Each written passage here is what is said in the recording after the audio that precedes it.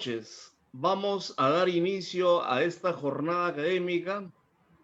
Tenemos, pues, el honor de hacer la presentación de nuestros expositores en el marco de el presente evento académico.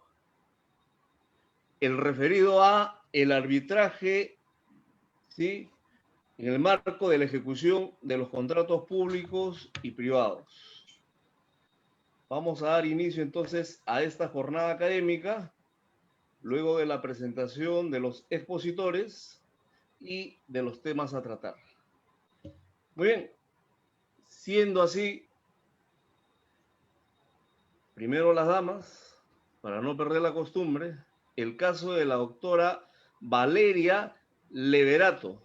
Es abogada por la Universidad San Martín de Porres, tiene maestría en regulación e infraestructura y concesiones por la UPC y actualmente es jefa legal en Sedapal.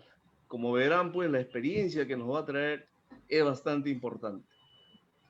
Muy bien, también es el caso del doctor Rider Vera, es abogado por la Universidad Nacional de Trujillo, cuenta con maestría en regulación e infraestructura y concesiones por la UPC, es abogado asociado del estudio Barrios y Fuentes Abogados.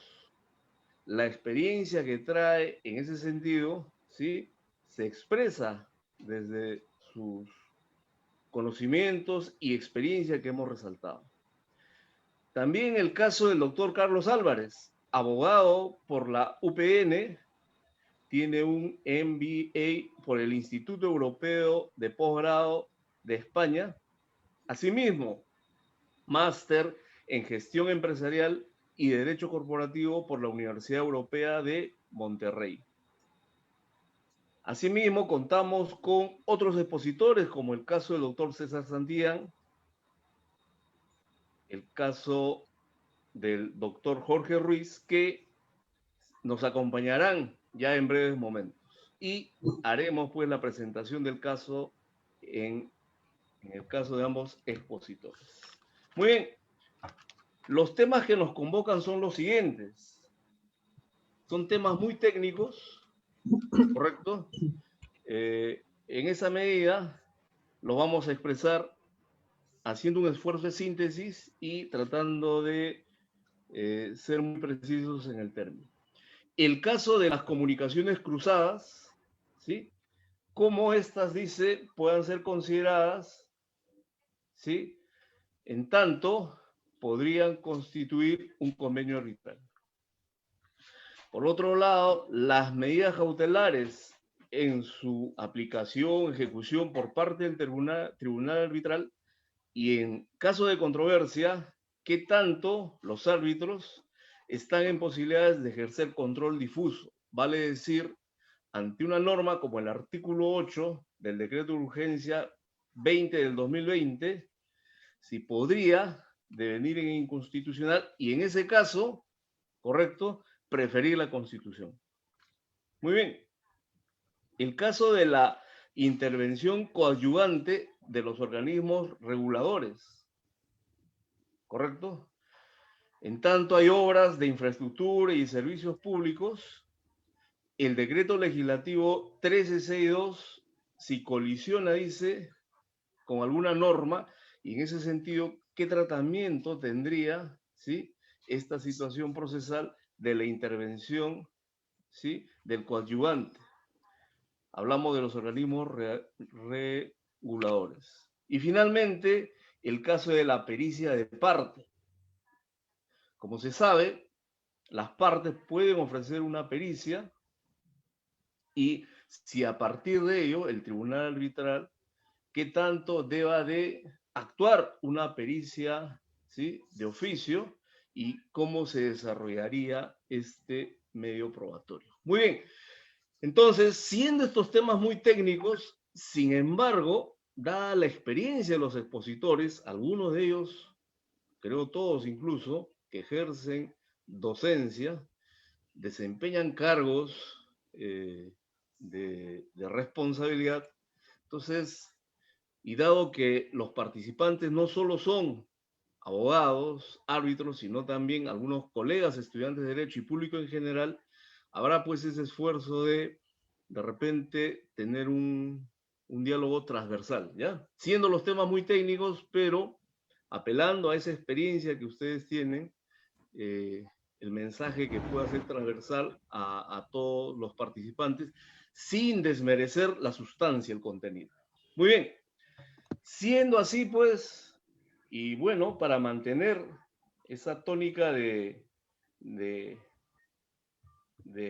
que primero pues, nos honre con su exposición una dama acá presente, damos una vez más la bienvenida a la doctora Valeria Leverato y proceda pues a la exposición sobre estos 4 temas muy puntuales y los que tenga bien. Adelante, doctora, bienvenida. Muchas gracias por la invitación.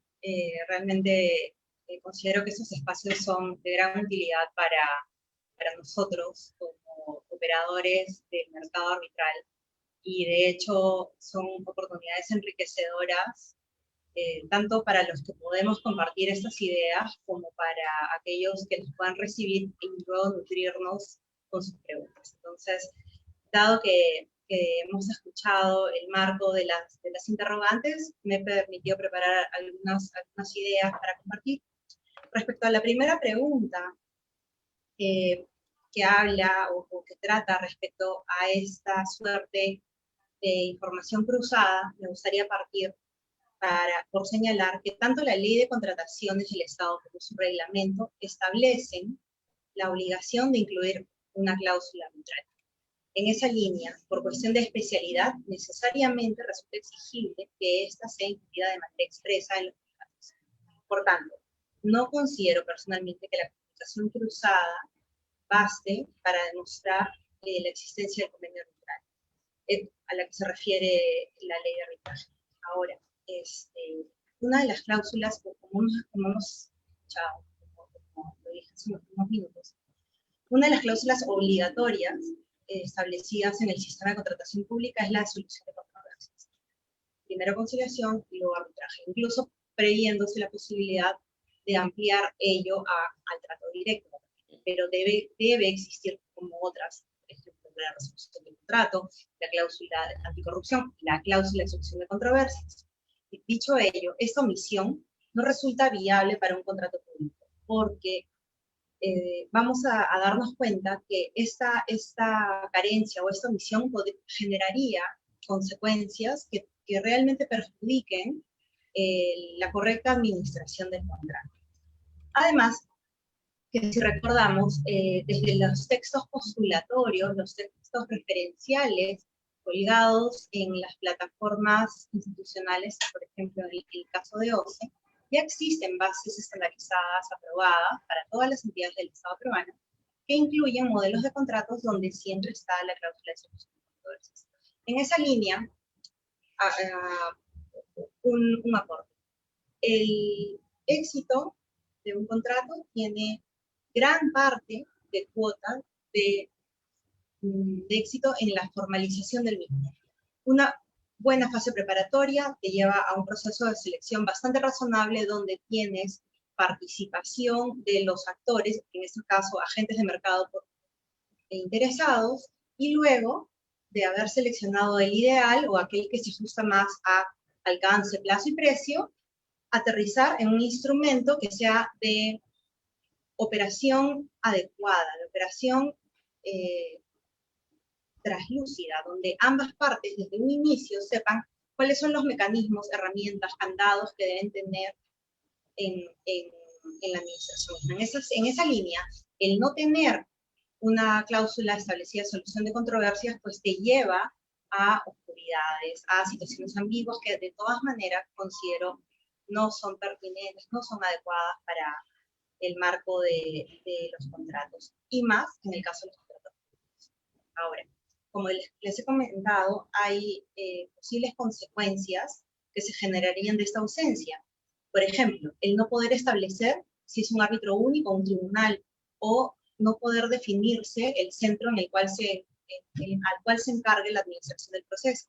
De ahí tendríamos que recurrir a las normas supletorias y ello nos llevaría a un escenario en el cual quien define las reglas, perdón, quien define las reglas es quien gatilla la controversia. Y ello realmente, si lo aterrizamos a estadística, suele ser el contratista, más no es la realidad. Lo importante en toda administración contractual es la equivalencia, la reciprocidad, la igualdad de condiciones, la igualdad de oportunidades, y por ello considero que no es pertinente caer en esta omisión. Ese es mi comentario respecto a la primera interrogante. Es decir, recomendar siempre que exista una cláusula de solución de controversias y no dejar que estas comunicaciones cruzadas nos lleven al mecanismo para poder llegar a administrar justicia arbitral de otro mundo. Ahora, con respecto al control difuso, básicamente, el tribunal arbitral está totalmente facultado en aplicar control difuso, porque es una de las facultades inherentes a su función. El tribunal arbitral constituye una jurisdicción atípica, privada, pero jurisdicción como tal. Y en esa línea, lo que está totalmente facultado a ello. Lo que realmente no debe pasar es que se aplique control difuso luego de que el Tribunal Constitucional se haya pronunciado respecto a la constitucionalidad de la norma. Es decir, precedente María Julia. Si el Tribunal Constitucional ya se pronunció al respecto, pues ya no habrá el control difuso. Ahora, ¿por qué este uso de la función del control difuso a cargo de los integrantes de un tribunal arbitral o del árbitro único? Y básicamente es que en los últimos tiempos se dictaron normas proteccionistas que realmente han incentivado el uso de este mecanismo.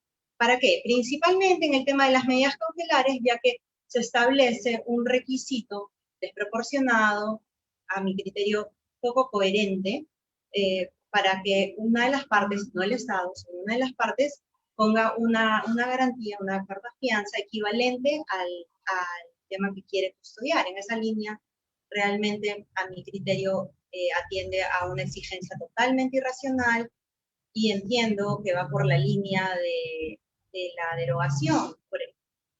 Y en línea simple, es una pregunta simple, ¿no? Si yo quiero evitar que me ejecuten una fianza de $1.000.000, debo presentar otra fianza por el mismo monto, realmente no tiene mucho sentido. Entonces, la pregunta frecuente es, ¿por qué al Estado no le piden que haga lo mismo? Sí. Entonces, tenemos que partir y como lo había comentado, creo, en líneas anteriores, es igualdad de trato, igualdad de oportunidades, un tema regulatorio totalmente homogéneo, más allá de que sea el agente privado o el agente público quien la utilice. El punto 3 iba en la línea del tercer coadyuvante en procesos arbitrales en los cuales se quiera hacer partícipe al regulador. A ver, de hecho, tanto en conversaciones, en lecturas, se puede apreciar dos posiciones. Los administrativistas o aquellos abogados formados en base al derecho administrativo, al derecho público, establecen la línea de que la intervención como tercero coadyuvante por parte del regulador no colisiona con su neutralidad, en principio porque son aquellos técnicamente capacitados por pronunciarse sobre estos temas y van al artículo 13, 15 de la ley de arbitraje. Otro argumento interesante también es un aspecto relacionado a a quienes se les va a extender las consecuencias de un laudo. Ahora, un análisis propio, seguro que comparten muchos colegas, algunos con los cuales yo trabajo incluso, tenemos una línea distinta en la que establecemos básicamente que la figura del tercero coadyuvante es una figura del derecho procesal civil y no existe en el arbitraje. En esa línea hay que recordar una premisa. El arbitraje es entre partes, y las partes son aquellas signatarias del convenio. Personalmente, yo preferiría que el regulador sea una parte más del convenio y no usar la figura del tercero coadyuvante, ya que no es una relación de tercero como tal, y no prevé el Código Civil o el derecho procesal, y que no está contemplado en el derecho procesal no arbitral, mejor dicho, solo contemplado en el derecho procesal no arbitral. Hay operadores, a veces colegas procuradores, que no toman en cuenta que el derecho procesal es realmente un derecho objetivo, que está adscrito a un derecho principal, sea civil, penal, administrativo, siendo que el arbitraje no es un derecho objetivo, es una jurisdicción particular. En esa línea, yo realmente no considero deba ser el regulador un tercero coadyuvante, sino en todo caso parte signataria del convenio y participar en esa línea del proceso. Finalmente, sobre la cuarta pregunta, respecto a la posibilidad de aceptar un medio probatorio extra o como consecuencia de haber tenido presentación de pericias por las partes, la necesidad o la obligación de tener una pericia de oficio, tengo el siguiente comentario, y es básicamente la norma, la ley establece que los árbitros tienen amplias facultades para determinar la pertinencia y la actuación de los medios probatorios. Y en ello, no creo que sea necesario que en todos los casos se tenga que pedir una pericia para confirmar lo expuesto por las partes. Ahora, va a depender de cada uno de los casos en concreto. Por ejemplo, si yo requiero conocimiento especializado que solo me podría proporcionar un perito, pues será pertinente.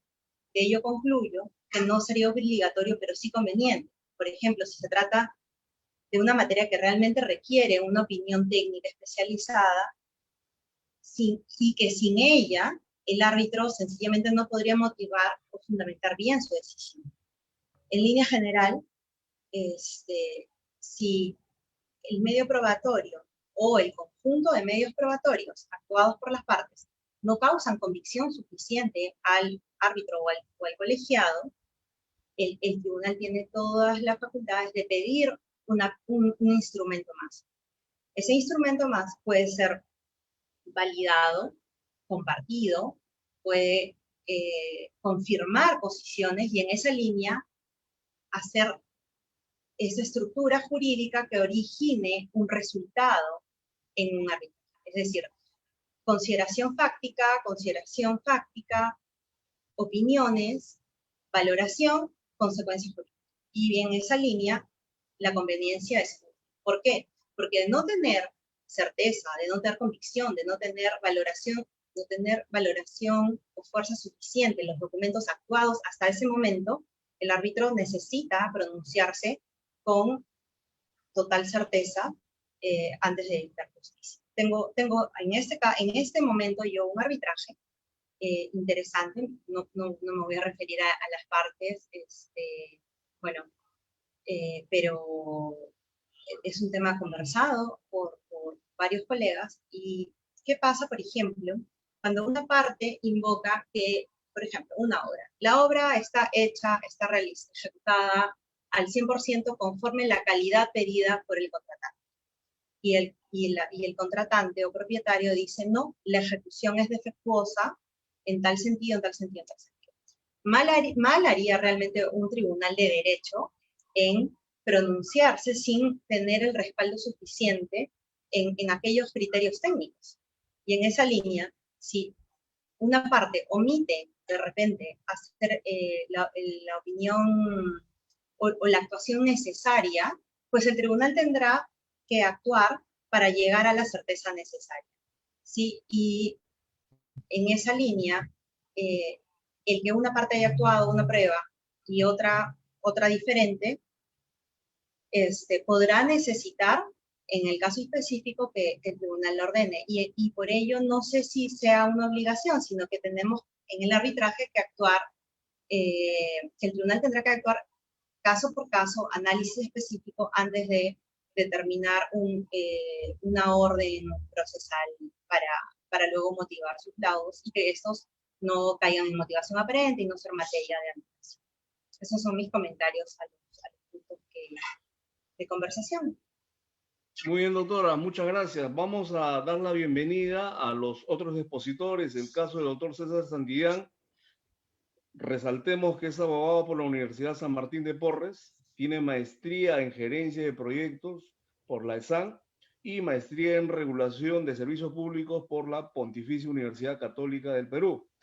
Asimismo, el doctor Jorge Ruiz, abogado por la Universidad San Martín de Porres, por un lado, permítanme por favor, y asimismo tiene un máster en Derecho de la Contratación Pública por la Universidad de Castilla-La Mancha de España. Cordial bienvenida a los otros expositores. Muy bien, doctora. Entonces, antes de dar paso a la siguiente exposición, lo que estamos viendo es lo siguiente. Hay una relación jurídica procesal entre las partes frente al tribunal arbitral. Y en esa medida se presentan estas tres posibles controversias que conviene dilucidar, ¿correcto? Y recapitulando lo que usted señala, en el caso de la pericia de parte, sería conveniente, dice usted, una pericia de oficio, ¿correcto? Para el caso específico, si la pericia de parte no me causó convicción suficiente para llegar a dictar un resultado motivado y o existen dos pericias o más pruebas cuya lectura o análisis transversal no me lleven a la certeza, puedo, en base a mis facultades, actuar un medio probatorio. Excelente, doctora. Claro y preciso. Muy bien. Con esa respuesta vamos a dar entonces paso a la siguiente exposición, el caso del doctor Rider Vera. Adelante, doctor. Bienvenido una vez más. De todo, buenas noches. Muchas gracias a la Cámara Nacional de Comercio del Perú y a mis companelistas por acompañarnos en esta noche. Bien, pasamos rápidamente a ver el tema de las preguntas. La primera pregunta referida a si es que se podía considerar comunicaciones cruzadas para la creación de un convenio arbitral en un contrato al que se le aplique la Ley de Contrataciones del Estado. En principio, la norma general sería la Ley de Arbitraje, según la cual, de acuerdo al artículo 13, si es posible la creación de un convenio arbitral o se entiende por válido si es que consta por escrito. Y esta constancia por escritura puede ser a través de cualquier comunicación e inclusive a través de ciertos actos o cualquier medio a través de los cuales las partes se han comunicado. Ahora bien, esto respondería a la pregunta solamente para contratos entre privados y a los que no se le aplique la Ley de Contrataciones. Es decir, si estamos ante un contrato entre privados y al que no se le aplica la Ley de Contrataciones, efectivamente, el traslado de comunicaciones podría generar un convenio arbitral, no existiendo el mismo en el contrato original. Sin embargo, si hablamos de contratos a los cuales se le aplique la Ley de Contrataciones, ya tenemos que salir de la regulación general y tenemos que entrar a la especial, que es la Ley de Contrataciones del Estado.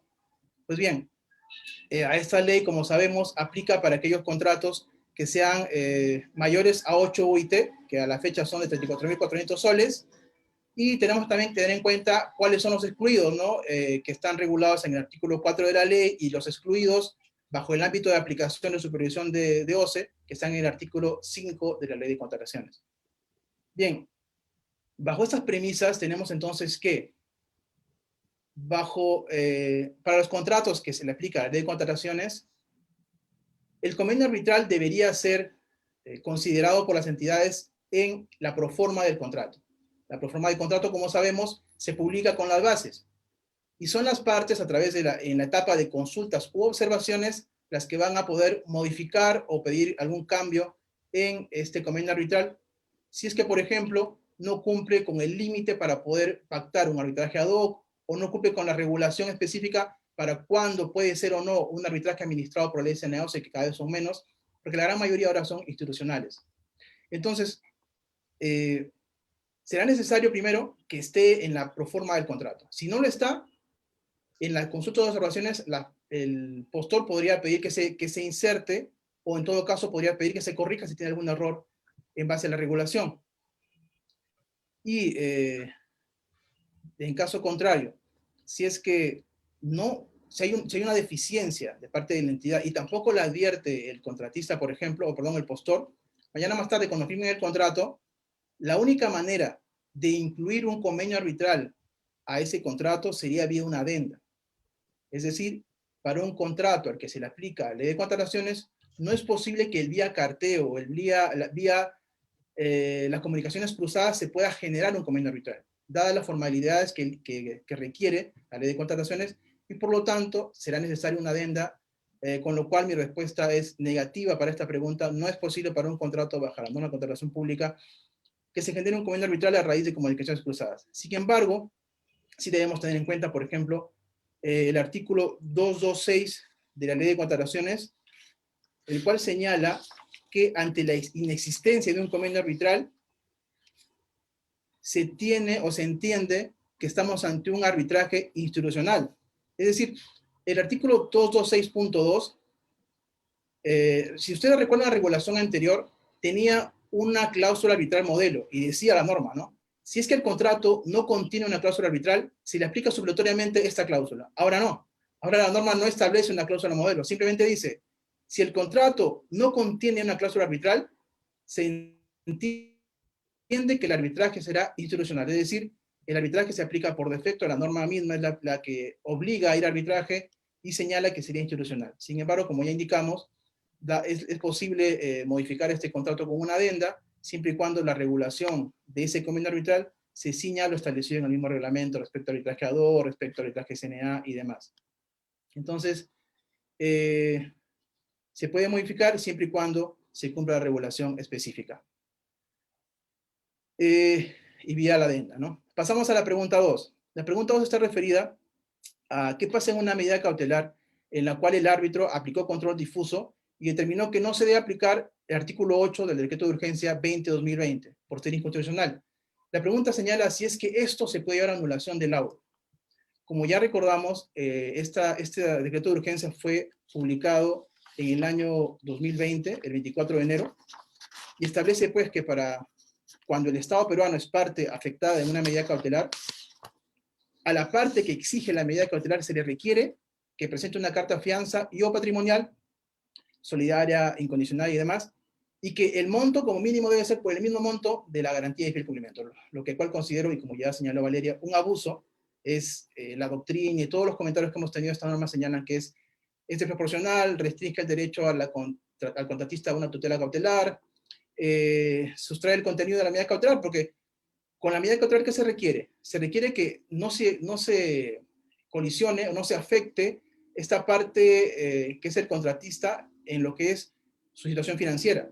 Si se sustrae el contenido de la medida cautelar, es decir, si se le obliga a que, si por ejemplo tengo una carta fianza de fiel cumplimiento de 3 millones y se me está obligando a generar otra carta fianza para poder presentarla como contracautela, los gastos de renovación de fianza son enormes. Y ahora sabemos que un arbitraje, incluso con la pandemia, puede demorar hasta 4 años. Y entonces ya no solo tengo que renovar mi carta de fianza original, ahora tengo que renovar la de fianza original y la contracautela, con lo cual pues es totalmente desproporcional, ¿no? Otro motivo por el cual considero que esta norma no debe aplicarse es que vulnera el derecho constitucional a la igualdad, viola el presupuesto procesal, que es la razonabilidad, y es que considero que el monto y el tipo de contracautela debe ser evaluado de acuerdo al caso específico y según la evaluación que el árbitro haga, tanto de la verosimilitud, del peligro en la demora o del posible daño. Entonces, si se rompe toda la teoría cautelar y se exige esta contracautela, considero pues que esta norma es totalmente inconstitucional. Y es una barrera de acceso a la tutela cautelar. Ahora, vamos a ver el tema del control difuso. Es un derecho que tiene todo árbitro, al igual que un juez, y considero que se debe aplicar en este caso específico porque estamos ante una norma incompleta. Y es incompleta porque ¿cómo es posible que solo se le requiera la presentación de la contracautela a la parte que es el contratista y no a la entidad? La entidad puede presentar todas las cautelares que desea y no es necesario que presente esta contracautela. Entonces considero que debe ser completado o desarrollada, y si no es así, se le considera completa, entonces como acto seguido es irrazonable, es desproporcional. Entonces, a raíz del derecho que tienen los árbitros, al igual que los jueces, de controlar la constitucional de las leyes, y esto lo faculta el artículo 138 de la Constitución a los árbitros, e inclusive existe un pronunciamiento de parte del TC, que es la sentencia es la 142-2011 del Tribunal Constitucional, que establece la jurisdicción del árbitro y las facultades que tiene pues para ejercerla y ser reconocida por la Constitución. Por lo tanto, si es posible, hasta ahí quería explicar que la norma es inconstitucional y que el árbitro tiene todo el derecho o está facultado legalmente para ejercer control difuso. Ahora, si ya un árbitro ejerció el control difuso e inaplicó esta norma, ¿se puede enviar esto al Poder Judicial en anulación?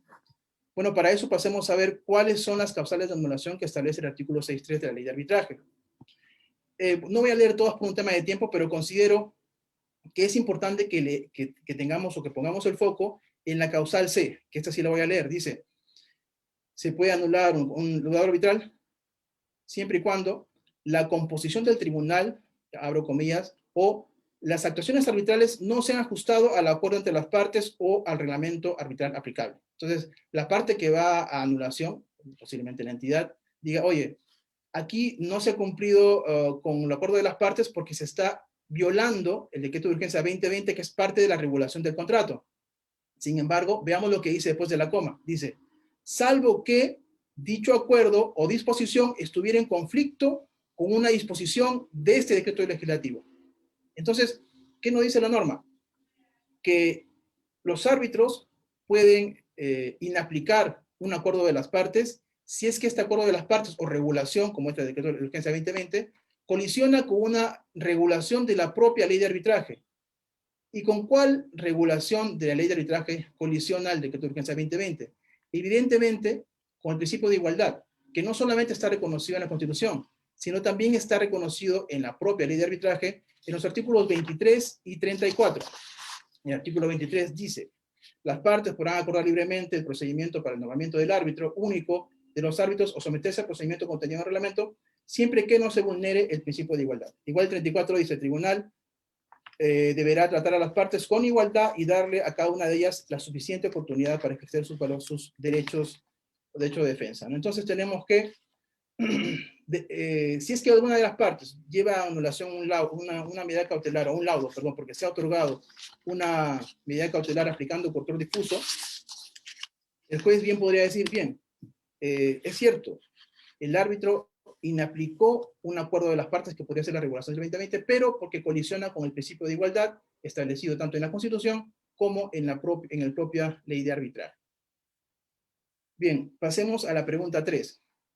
La 3 señala si un arbitraje en concesiones se debe permitir o no la intervención del regulador conforme a la regulación del decreto legislativo 1362 y que si esto colisiona o no con la neutralidad que deben tener los reguladores. Bien, como ya conocemos, el decreto legislativo 1362 establece lo siguiente, en su artículo 56.3. La entidad pública titular del proyecto garantiza la participación oportuna de los organismos reguladores en los procesos arbitrales para coadyuvar al debido patrocinio del Estado. El árbitro o el tribunal arbitral respectivo tiene la obligación de permitir la participación de los organismos reguladores en los procesos arbitrales en los que se discutan decisiones y materias vinculadas a su competencia conforme a la normativa vigente. Entonces, aparentemente, se obliga a intervenir como tercero coadyuvante al regulador. Ahora, ¿qué dice el reglamento? El reglamento señala lo siguiente. El reglamento, que es el Decreto Supremo 240-2018, en su artículo 133, señala que la obligación de los árbitros de permitir la participación del organismo regulador es para los procesos arbitrales en los que se discutan decisiones y materias vinculadas a la competencia del regulador. Entonces tenemos que, según la ley del reglamento, se le debe permitir la intervención al regulador siempre que se traten de materias vinculadas a la competencia de este regulador. Y bien, ¿y qué nos dice el Código Procesal Civil respecto a la intervención del coadyuvante? el artículo 97 señala lo siguiente: el coadyuvante puede realizar los actos procesales que no estén en oposición a la parte que ayuda y no impliquen disposición del derecho discutido. Respecto a esto, y conforme señalaba la doctora, existe doctrina encontrada al respecto, no hay posiciones a favor, posiciones en contra, y bueno, yo concuerdo con lo que señala Valeria, pero vayamos primero a analizar qué nos dice la doctrina. Por ejemplo, tenemos una posición a favor, que es del doctor Mario Castillo y de Rita Sabroso, en la cual señalan que debería permitirse la intervención del regulador porque son partes no signatarias. ¿Y por qué serían partes no signatarias? Porque señalan que como han señalado o han expresado su voluntad de ser parte del arbitraje, con esto bastaría para ser una parte activa y que ha intervenido en la negociación, celebración y en la ejecución del contrato. Eso por el lado de Mario Castillo y Rita Sabroso. Otra Maraví también señala que está de acuerdo con que intervenga como parte signataria, porque señala que el contrato de concesión ha sido firmado por el Estado peruano, que debe participar efectivamente en la ejecución de los contratos al regulador, y al contratar el Estado, el regulador es el único o el mejor capacitado para poder sustentar sus decisiones. De otro lado, tenemos las posiciones en contra, que señalan que, por ejemplo, Núñez señala que debe intervenir el regulador solamente como un testigo, como un experto, o como una opinión autorizada. Sin embargo, nunca como una parte. De la misma manera, Bullard señala que él siempre dice, ¿no? Si no te han invitado a la fiesta, no puedes participar. En ese caso también dice, al contrato de concesión no se ha invitado al regulador, por lo tanto no puede intervenir de ninguna manera. Dado que si interviene, pierde su independencia. Bien, al respecto, nuestra postura es que debemos tener en cuenta o deberíamos de revisar qué nos señalaba la exposición de motivos de la ley anterior, del decreto legislativo 1224. Esta exposición de motivos señalaba lo siguiente. El mencionado artículo, y hace referencia al artículo anterior que permitía el ingreso del regulador, establece que la entidad deberá garantizar la participación oportuna del regulador en el arbitraje para coadyuvar con el debido patrocinio del Estado, extendiendo esta obligación al árbitro o tribunal arbitral respectivo. Ello con el fin de que los reguladores puedan expresar su opinión institucional en dichas controversias sin que ello conlleve a que formen parte del proceso arbitral. Es decir, en la exposición de motivos de la norma anterior se señalaba que se requiere que el regulador ingrese, pero solamente para expresar su opinión institucional.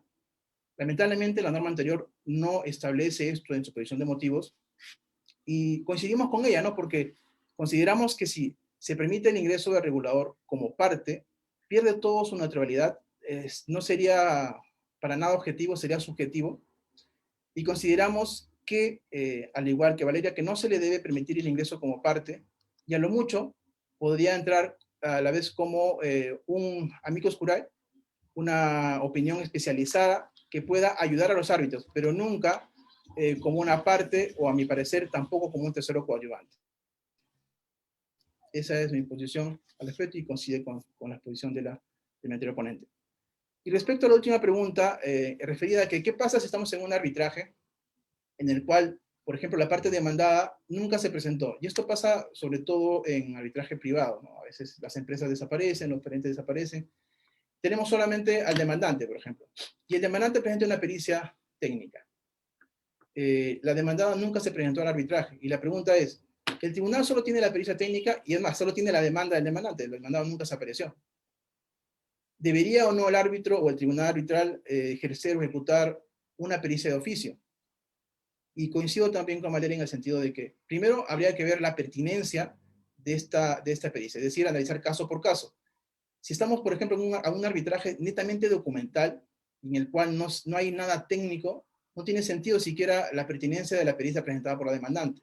El tribunal puede admitirla o no, finalmente la ley le faculta, pero si no necesita una pericia, no haría falta una pericia de oficio. Ahora, si estamos ante un arbitraje netamente técnico, en el cual definitivamente estamos con 3 abogados, parte del tribunal, que para nada no son ingenieros y que tienen que, por ejemplo, resolver un tema de obras, muy técnico, y el demandante presenta su pericia, y el demandado nunca apareció en el arbitraje, en ese supuesto considero que sí debería el tribunal ejercer una pericia de oficio. ¿Para qué?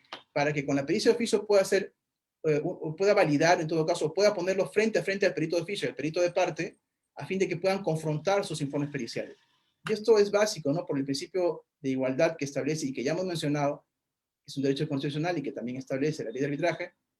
El tribunal sí debería blindar su laudo y, en el caso de un arbitraje técnico, ejercer o ejecutar una pericia de oficio, que claro, obviamente, como no hay otra parte, será también pagada por la parte demandante, pero finalmente con eso blinda su laudo, y si la parte demandada en un momento aparece que se quiere anular el laudo, pues tendría una manera de poder probar que ha tratado de ser, ha tratado de manejar con equidad y ha tratado de respetar el principio de igualdad.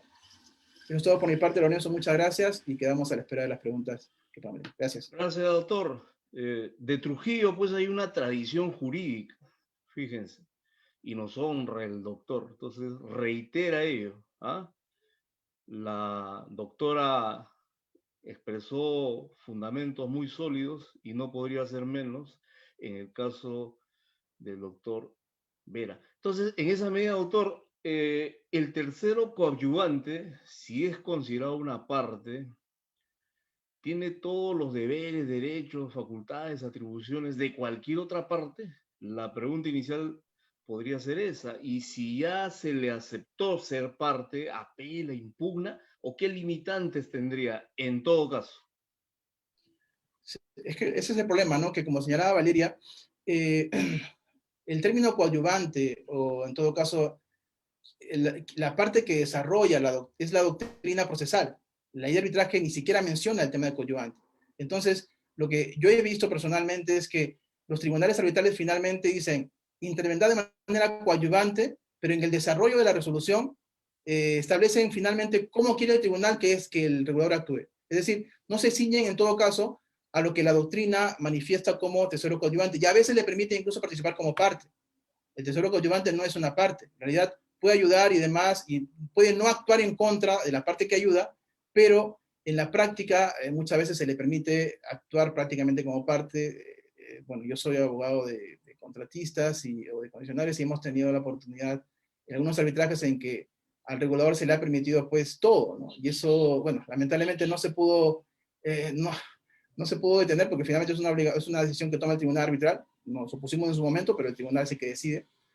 Pero claro, finalmente uno se pone a pensar, ¿contra quién es el arbitraje? Porque la entidad, diré pues el concesionario, no voy a decir el nombre, casi no interviene. Mi pelea es solamente con el regulador, y el regulador no ha firmado el contrato de concesión. Entonces ahí hay una duda grande, y por eso mi posición es que no debería intervenir, más que como un amigo juray que pueda apoyar al tribunal arbitral en alguna duda respecto a, de repente, alguna decisión o penalidad que ha aplicado el regulador. Correcto, doctor, muchas gracias. Vamos a darle bienvenida ahora al doctor Carlos Álvarez, quien disertará sobre estos temas controvertidos, y como verán, el debate se va ampliando, aun cuando sean temas muy específicos, pero dada esa riqueza de ser puntos controvertidos, da lugar a un conocimiento cada vez mayor. Adelante, doctor, bienvenido una vez más. Muchísimas gracias, estimado doctor, y también a los copanelistas. Gracias a quienes nos están acompañando a través de las plataformas virtuales de la Cámara Nacional de Comercio del Perú.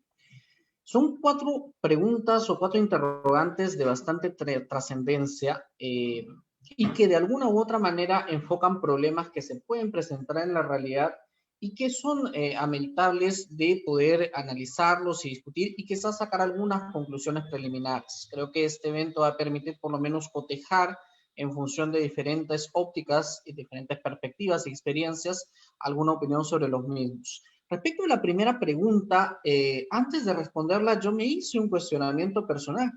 ¿En qué caso se podría presentar una situación de ausencia de convenio arbitral en el marco de una regulación o un vínculo contractual que se rija por la Ley 3225 y su reglamento? Y bien lo ha mencionado la doctora Levarato y lo ha mencionado también el doctor Rivera, existe pues ciertas formalidades dentro del proceso de contratación pública.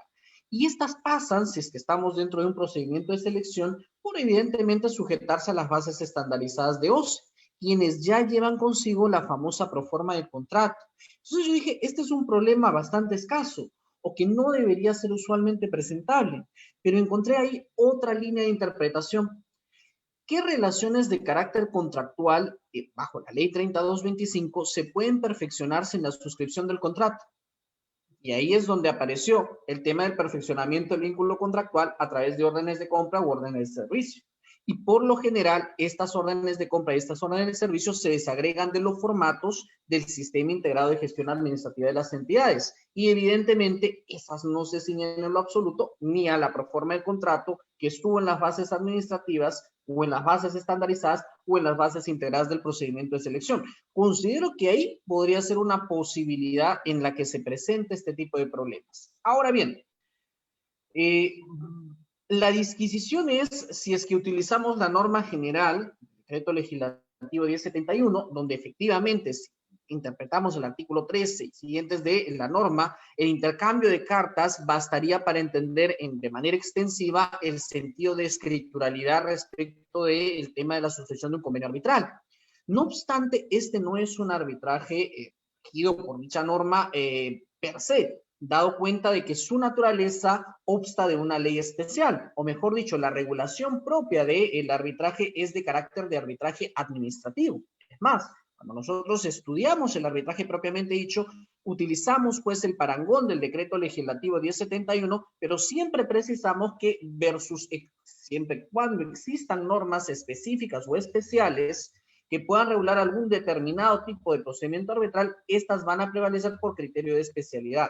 Y es así como el literal A del numeral 226.1 del artículo 226 del reglamento de la Ley de Contrataciones con el Estado establece muy claramente que ante la situación de inexistencia del convenio arbitral, esta se suple por el reglamento de la Ley de Contrataciones con el Estado y faculta a cualquiera de las partes a que iniciaran el procedimiento arbitral ante cualquier institución arbitral. Las discusiones sobre número de árbitros, las discusiones sobre formalidades, dado cuenta de que sería un arbitraje institucional, tendrían que estar contenidas pues, en el reglamento de la institución arbitral que sea elegida por las partes. Acá evidentemente no hay ni criterios de territorialidad ni nada por el estilo, porque textualmente la normatividad de contrataciones con el Estado ha establecido que puede ser cualquier institución arbitral. Si bien es cierto, este cariz de privilegio del arbitraje institucional respecto del arbitraje ad hoc sería bastante claro, y esto elucubraría más allá del tema de la posibilidad de irte a un arbitraje ad hoc por cuestiones de cuantía, creo que lamentablemente ahí, si queríamos interpretar y acoger lo que dice, lo que prescribe el reglamento de la Ley de Contrataciones con el Estado, tendríamos que ir para allá y acogernos a dicha normatividad ya mencionada. ¿Dónde más podría encontrar este tipo de casos? Probablemente en el tema del sistema de Perú Compras, donde también no cuelga un contrato propiamente dicho, sino contrasto o valido el tema de alguna cotización que ha sido utilizada a través de este sistema especial de contratación. Entonces, por ahí veo que se puede presentar este tipo de situaciones o de circunstancias. Evidentemente, el intercambio de cartas estaría basado básicamente en la autonomía que funda toda la institución arbitral como mecanismo alternativo de resolución de conflictos, y también respecto de que entender, no de ahora conoce, sino desde Consucodi, existe una política prácticamente de utilizar el arbitraje como vía para solucionar controversias en materia de contrataciones públicas. Respecto a la segunda pregunta, el decreto de urgencia 20-2020 es sumamente cuestionado en diferentes ámbitos, y entiendo que la pregunta se enfoca específicamente en el artículo 8. Es, como ya lo han mencionado los copanelistas que me antecedieron, una norma con serias dudas o serios cuestionamientos respecto de su constitucionalidad.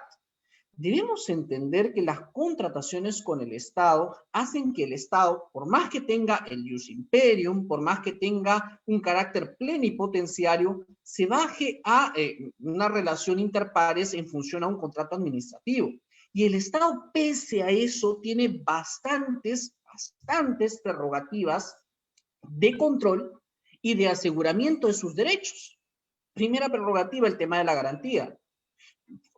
Respecto del contratista, se tiene que presentar evidentemente anticipadamente para el perfeccionamiento del vínculo contractual, dependiendo del monto del contrato, evidentemente, y esta se deberá mantener vigente hasta la culminación o liquidación final del contrato, y en consecuencia es la entidad la que tiene justamente a su disposición el uso de la misma. Esa es una de las prerrogativas, la posibilidad de privilegio de controles posteriores con la fiscalización posterior después de declarada consentida el otorgamiento de la buena pro y otras prerrogativas más que tiene la entidad y que evidentemente cautelan en común, cautelan el uso de la gestión adecuada de los recursos. Pero debemos entender que se han incorporado, por lo menos a partir de la ley 3225, dos conceptos que son importantes. Uno, que debe de ser utilizado en las decisiones de carácter administrativo, y eso lo digo justamente como ex funcionario público también, que es el tema de la gestión por resultados. Y el otro justamente para equilibrar esa asimetría en la relación jurídico-contractual que existe entre el Estado y el contratista, que es el principio de equilibrio económico-financiero, que muy pocas veces es entendido lamentablemente por los servidores y funcionarios públicos. Si equiparamos estos dos conceptos, vamos a entender ello, óbice de los cuestionamientos que dije de constitucionalidad, como principio de razonabilidad, el principio de igualdad de trato, que ya han sido mencionados anteriormente con mis colegas, vamos a entender que esta norma lo que hace es atosigar al contratista respecto de una solicitud que es válida presentarse o ser presentada dentro de un procedimiento arbitral.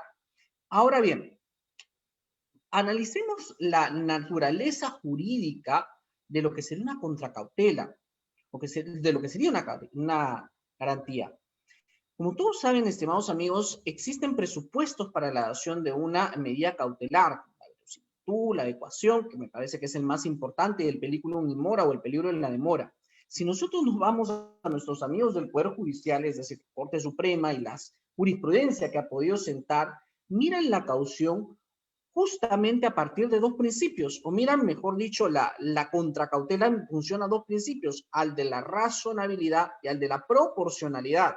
Y evidentemente eso forma parte del criterio del juez, porque en ninguna parte del Código Procesal Civil, que sería el parangón que podríamos utilizar para tratar más o menos de justificar cuál podría ser la actuación del árbitro, existe un rango de montos o de cifras para establecer el criterio de la cuantía respecto de una contracautela.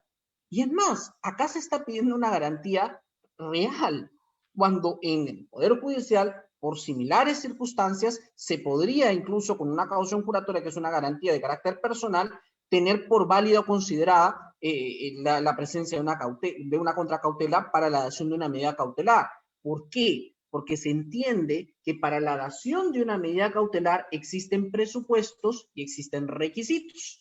Y dentro de los presupuestos están justamente los que ya mencioné y que deberían de ser analizados. La adecuación, el peligro en la demora y el tema de la verosimilitud. Y dentro de los requisitos como el tema de temporalidad, estoy hablando puramente del análisis judicial, el tema de competencia, el tema de especialidad, está recién al último como requisito, es decir, como una cuestión de carácter formal, pero que garantiza y asegura la inexistencia de daños futuros, el tema justamente de la contracautela.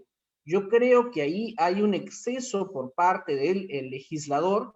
Entiendo que ha habido algunos árbitros que han utilizado ya el control difuso y como bien lo ha dicho la doctora Liberato, sí es posible evidentemente utilizar control difuso y más bien sería un acto de bastante valía por parte de los tribunales arbitrales o de los árbitros que puedan con aplomo y sujeción utilizar este tipo de criterios porque permitirían de alguna manera equiparar alguna deficiencia o alguna norma que está por lo menos o por demás cuestionada.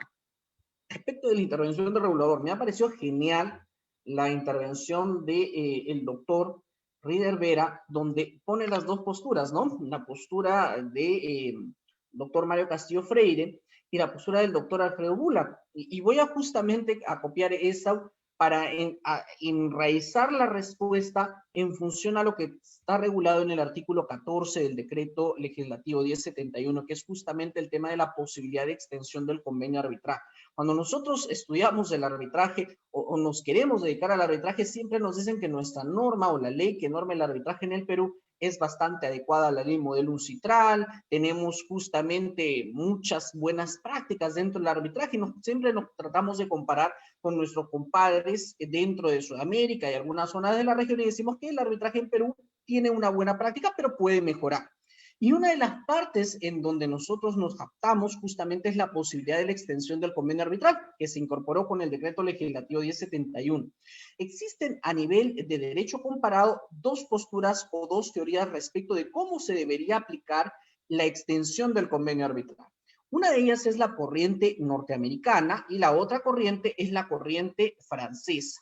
La corriente norteamericana es la que nosotros mayoritariamente estudiamos y mayoritariamente acogemos, que es decir, que el tercero interviniente es tercero o por la relación jurídica, es decir, porque formó parte de la relación jurídica o porque se va a afectar de los efectos del laudo. Eso es la que principalmente se emplea o se utiliza para el análisis de la extensión del convenio arbitral. No es la única. La postura francesa te menciona que no se analiza solamente estos dos aspectos, no los deja de lado, pero principalmente se fundamenta en el ius imperium de la ley, que más o menos sería justamente la postura que tiene el doctor Castillo, lo tenía la doctora Minaya en algún momento, y que justamente es lo que quiere de alguna u otra manera fundamentar la participación de los organismos reguladores en aquellos arbitrajes en materia de concesión.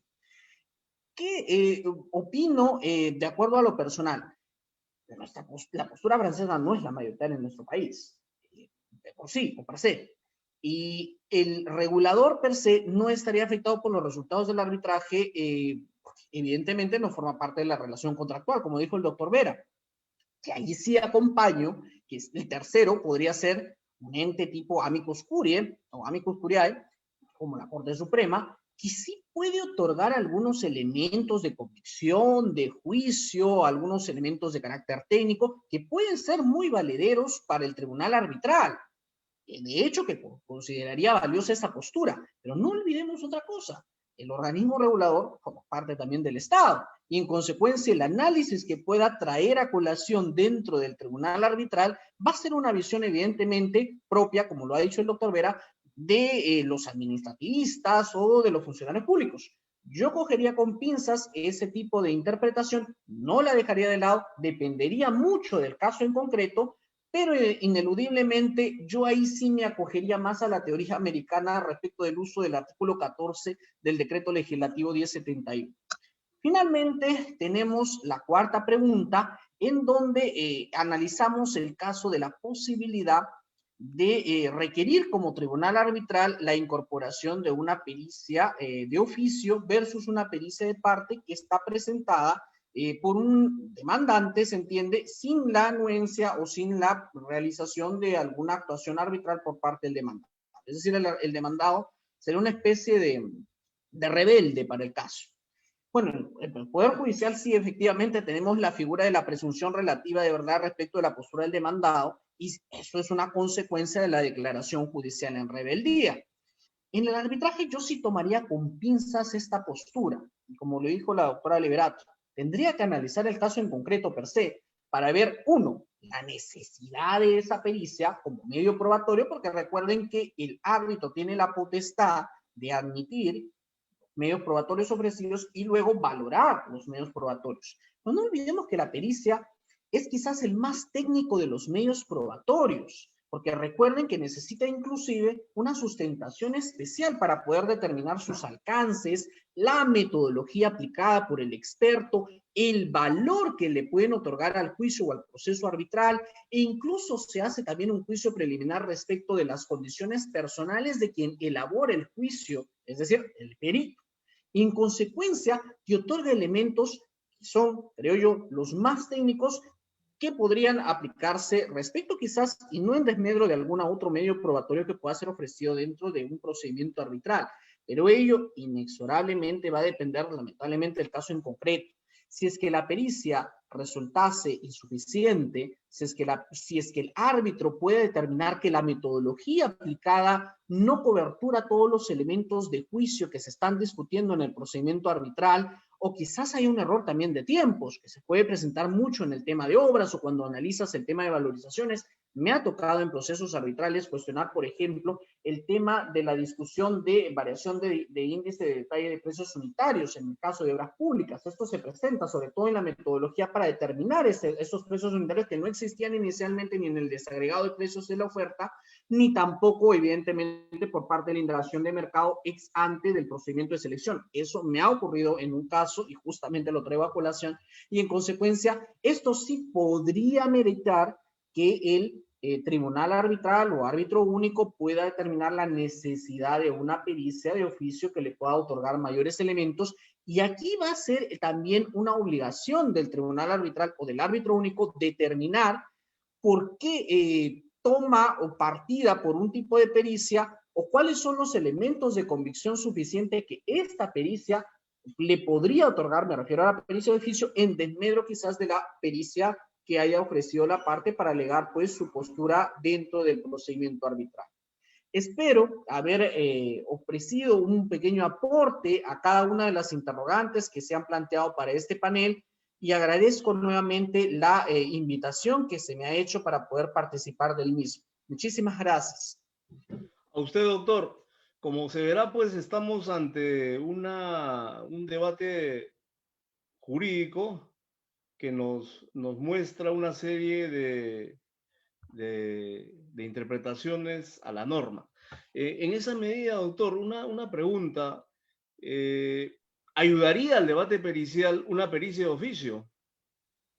Por supuesto. Justamente haciendo este análisis ex ante de la propia pericia que ha sido presentada. Yo me atrevería, si estuviera en un caso en concreto donde sí es necesaria la realización de una pericia y se ha ofrecido esta pericia, primero hacer la audiencia de ratificación pericial.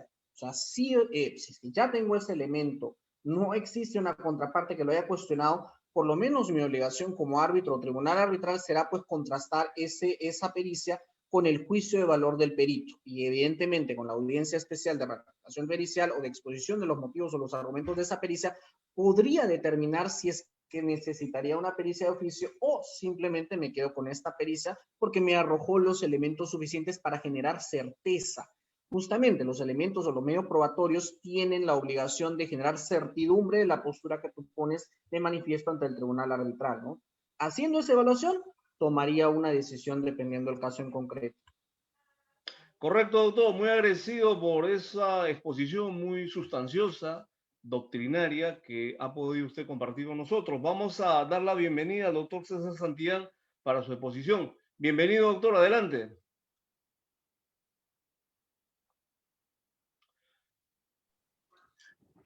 Muchas gracias.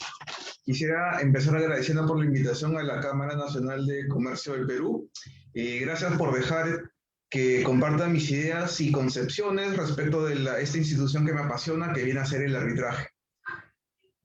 Viendo particularmente a esta institución no como un mecanismo de solución de conflictos, ¿no? Sino como un medio que, y esta es una concepción mía muy particular, ¿no? Que permite o optimiza la ejecución de inversiones en el ámbito de la inversión pública, ¿no? De que la final del arbitraje es garantizar las inversiones en todo aspecto. Es lo que yo creo y lo que yo defiendo en el día a día cuando ejerzo mi profesión, ¿no?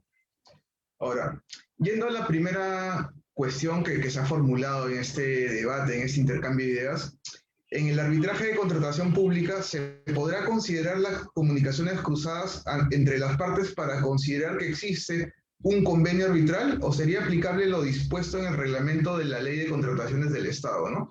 Para empezar a responder esta pregunta, ¿no? Es necesario establecer que se puede hablar de dos tipos de arbitraje, ¿no? El arbitraje en el fuero privado, el arbitraje entre partes privadas, y el arbitraje en contratación pública, ¿no? Que es el arbitraje en el cual participa una parte, que es un privado, conjuntamente con otra entidad pública, que en el marco de un contrato denominado el contrato administrativo, ¿no?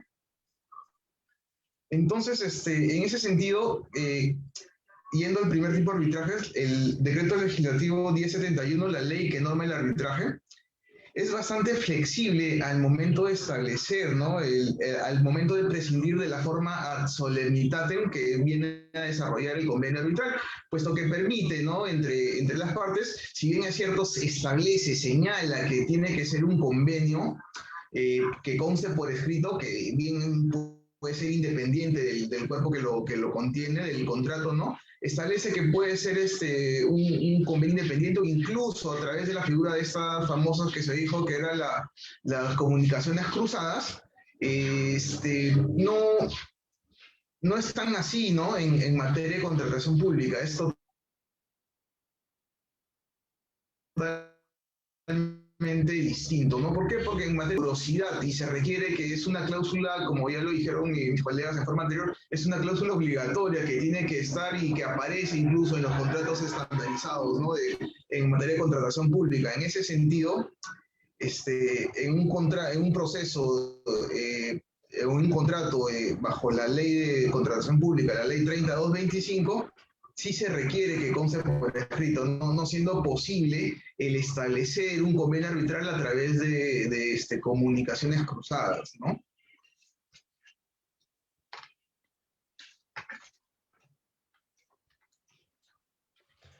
Muy bien, doctor. Sí. Ahora, Continuamos, yendo por a favor. la segunda... Sí, continúo. Yendo a la segunda cuestión, ¿no? Esto señala que en un arbitraje de contratación pública frente a una medida cautelar donde el tribunal arbitral decide hacer control difuso, ¿no? Y esto que quede bien resaltado, hacer control difuso del artículo 8 del decreto de urgencia 2020, podría constituir causal de anulación del laudo, ¿no? En primer término, ¿no? Tenemos que recordar que constitucionalmente, ¿no? Se le ha dotado de una potestad al árbitro de constituir un fuero jurisdiccional, es decir, el árbitro tiene la potestad y deber de dictar justicia, ¿no? En eso consta su potestad de jurisdicción, ¿no? Por más que no sea la fuente primaria de su potestad, no sea el pertenecer a un organismo público, a un poder del Estado, como sería el Poder Judicial, se le reconoce esa capacidad, ¿no? Y en mérito de esa capacidad es en la que él puede hacer el control difuso. Y recuerden que el control difuso no es más que el control constitucional que puede hacer un árbitro en materia de un caso en concreto, ¿no? Es decir, puede decir inaplicar una determinada norma porque lo considera que entra en agravio contra el sistema jurídico establecido desde la Constitución, ¿no? Ahora bien, el artículo 8, ¿no? De ese famoso decreto de urgencia 2020 puede entrar en contraposición con la estructura normativa establecida desde la Constitución, ¿no? Ya sea por lo que regula sustantivamente es un exceso de viene en una inequidad, ¿no? Al exigir que cuando se pide una medida cautelar se ponga una caución, ¿no? Que sea por lo menos equiparable a la garantía de fiel cumplimiento, ¿no? Entonces, eso podría atentar, ¿no? Contra la equidad, como bien han señalado mis colegas previamente, al momento de estar en el arbitraje. Y también surgen cuestionamientos de forma respecto a esta norma, porque recuérdese que esta norma fue emitida durante el interregno cuando se disolvió el Congreso y está normado, ¿no? Un cambio normativo a través del decreto de urgencia B, a través de un decreto de urgencia, ¿no? El cual, si bien es cierto, es una norma que se dio en un interregno cuando no había Congreso, modifica sustancialmente normativas y más allá vamos al punto teológico, ¿no? Era necesario regular a través de un decreto de urgencia esta norma, ¿por qué no se pudo esperar a que se constituyera un nuevo Congreso y a través de una iniciativa legislativa poder regular un aspecto normativo, ¿no? Porque bien es cierto, ¿no? Si bien es cierto, se le permite al gobierno que disolvió el Congreso regular o emitir leyes a través de decretos de urgencia, estas deben ser entendidas en un sentido restrictivo, ¿no? Y establecer solo para especiales casos de necesaria regulación. Pero en este caso no existía una necesidad, una urgencia, ¿no? Y por ahí también se encuentran ciertos cuestionamientos hacia la emisión de este decreto de urgencia. Entonces, no se debe dejar de lado que la intención de todo arbitraje, ¿no? Entiéndase que esto será un arbitraje en contratación pública, será un contrato administrativo donde una de las partes, ¿no? Quieras o no, es superiormente, tiene cláusulas exorbitantes y prerrogativas, ¿no? Y otra parte es simplemente llana. En ese sentido, ¿cuál era la intención del arbitraje? ¿Qué es lo que buscaba el arbitraje en materia de contratación pública? O mejor dicho, ¿por qué se introdujo el mecanismo del arbitraje para solucionar conflictos en un tema en materia de contratación pública, ¿no? Porque esta inclusión del arbitraje como méritos se surge a partir del año 98, 99 con la primera ley de contrataciones, ¿no? Porque recuérdense que hasta antes de esa norma había el RUCOP, el CONASUCO, los cuales eran una suerte de tribunales administrativos para dirimir controversias en la ejecución de una determinada, de un determinado contrato administrativo, ¿no? Entonces, ¿cuál era la intención del legislador al establecer el arbitraje, ¿no? Es resguardar o poner en una condición, ¿no? Si bien es cierto, en el tracto contractual no van a estar en latitudes similares, ¿no? Con el arbitraje lo que se buscaba era poner a las partes en una relación horizontal, ¿no? Es decir, al momento de solucionar nuestras controversias vamos a estar de igual a igual con el Estado, pero esta norma vulnera, viola, destruye esa equivalencia, esa igualdad, ¿no?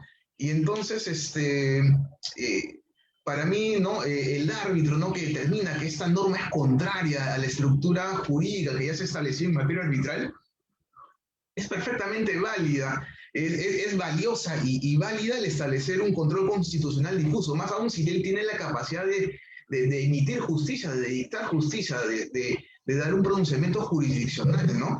Y en sí yo no creo que sea una causal de anulación del laudo, porque recuérdense también que las causales de anulación del laudo son bastante taxativas y no he visto, ¿no? En un análisis que he hecho, ¿no? al respecto, para responder esa pregunta, no he visto que se pueda encuadrar en alguna de estas. Esa sería mi respuesta en cuanto a la segunda cuestión. A la tercera cuestión, esta pregunta yace, o lo voy a decir literalmente, ¿no? En un arbitraje de concesiones de obras de infraestructuras y de servicios públicos, debería intervenir como coadyuvante del organismo regulador en virtud del decreto legislativo 1362, o ello colisiona con la neutralidad que le otorga su ley de creación, ¿no? Bueno, esto para empezar es un tema bastante peliagudo, complejo y tiene varias aristas, ¿no? No es de simple determinación, porque existe, tanto como le ha dicho el doctor Rivera, existen posiciones a favor y posiciones en contra, ¿no? No es un tema pacífico ni a nivel doctrinario tampoco.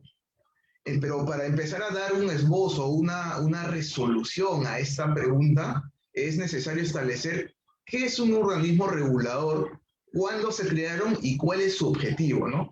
Y recuérdense que un organismo regulador, ¿no? Esto surgió producto del boom de las inversiones privadas que se dieron después de finales de los 80s y principios de los 90s, cuando se formaron las primeras comisiones de privatización, el COPRI, lo que vendría a ser el Comité de Privatizaciones, así llamado COPRI, lo que vendría a ser ahora por inversión, ¿no? Salvando las distancias históricas que ha existido a lo largo de casi 30 años de concesiones en el Perú, ¿no? ¿Para qué se crearon esos reguladores? Básicamente esos reguladores, ¿no? Se crearon ¿para qué? Para establecer que en un contrato de concesión, como va a ser un contrato en el cual se va a entregar a un privado el desarrollo de la infraestructura y su posterior explotación, ¿no? Y con explotación quiere decir el cobro de las tarifas a los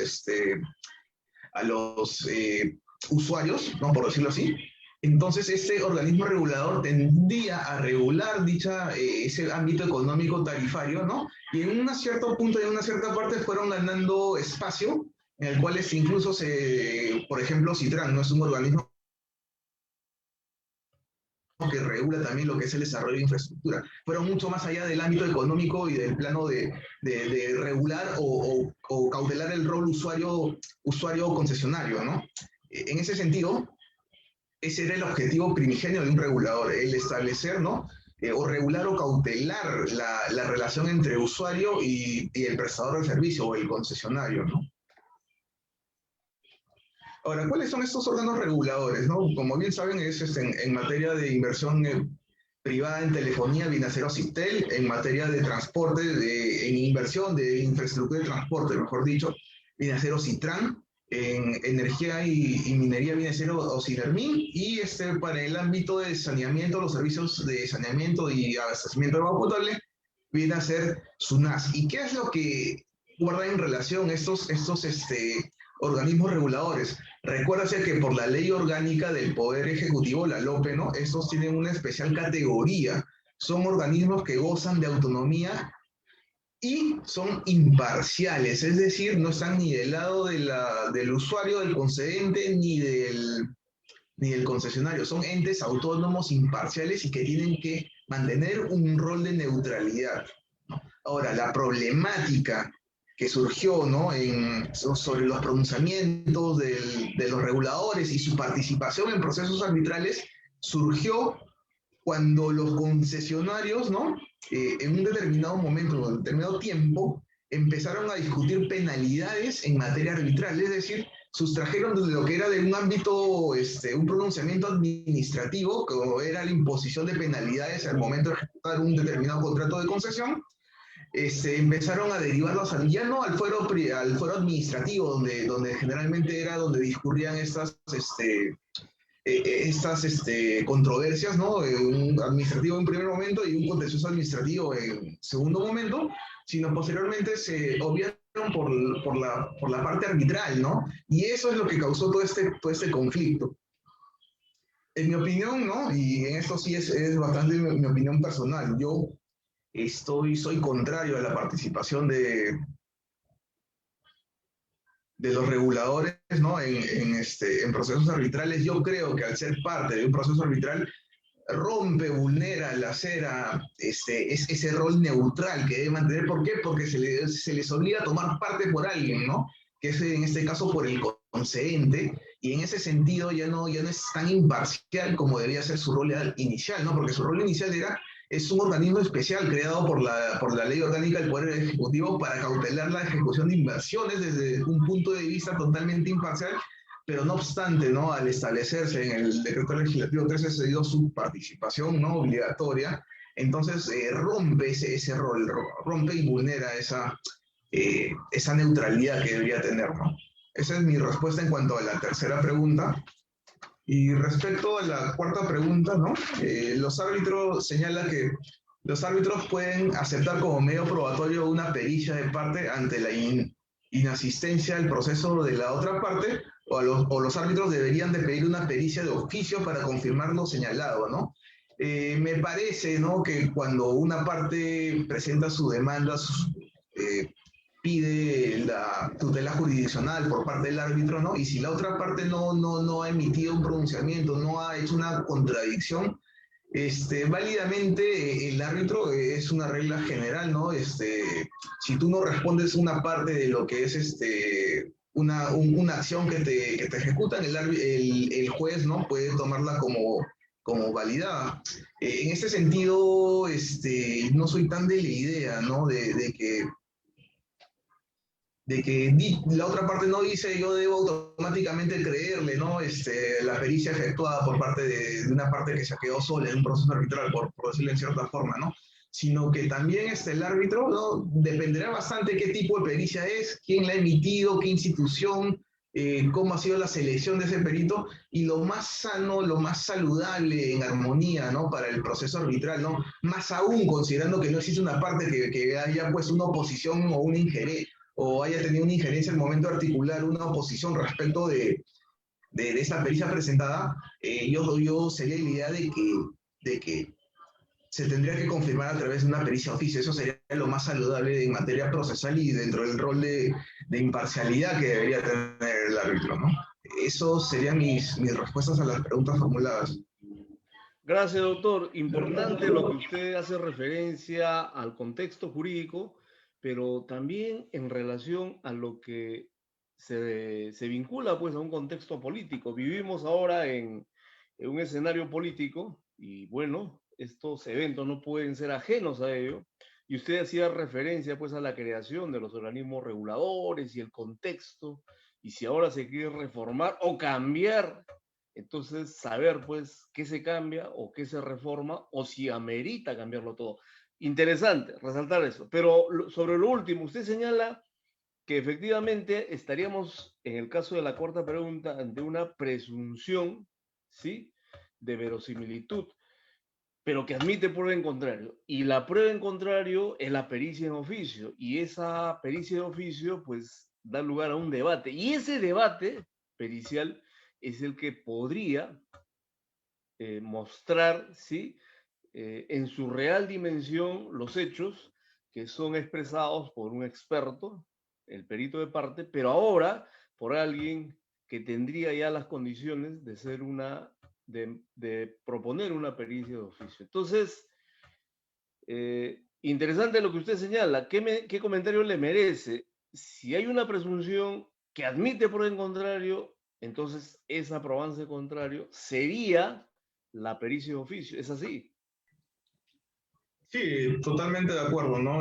Para mí, ¿no? No solo bastaría con una pericia de parte, sino que debería ser contrastada o corroborada por una pericia de oficio en la cual se señale finalmente, ¿no? Si lo que decía en un primer momento cuenta con la razón o debe ser descartada incluso, ¿no?